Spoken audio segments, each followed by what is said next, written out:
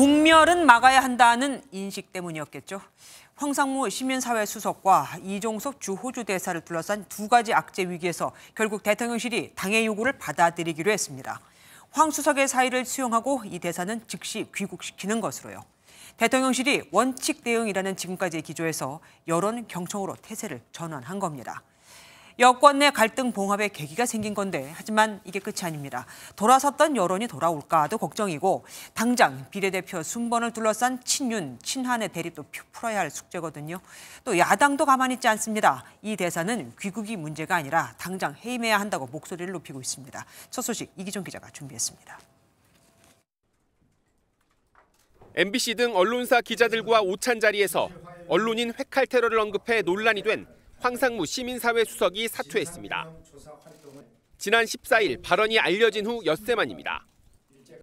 대통령실은 지난 18일 황 수석이 자진 사퇴할 거란 보도를 부인했지만 결국 윤석열 대통령이 사의를 수용했습니다. 대통령실 관계자는 여론의 추이를 보고 있었다며 쉽게 인사 조치를 하지 않는 윤 대통령의 고심이 컸다고 말했습니다.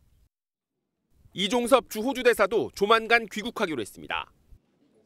외교부는 이 대사 등 6개국 주재대사가 참석하는 방산협력 주요 공관장 회의가 오는 25일부터 열린다고 밝혔습니다. 이 대사는 국내에 머물며 공수처의 조사를 기다릴 것으로 보이는데 한동훈 국민의힘 총괄선대위원장 등 여권의 요구가 받아들여진 겁니다. 정쟁을 해서 국민들께 피로감을 드릴 만한 문제가 아니라고 생각합니다. 즉각 소환하고 즉각 귀국해야 한다고 생각합니다. 대통령실 관계자는 도주 프레임은 깨질 거라며 임명 정당성을 수차례 밝힌 만큼 이 대사 임명 철회는 검토하지 않고 있다고 밝혔습니다.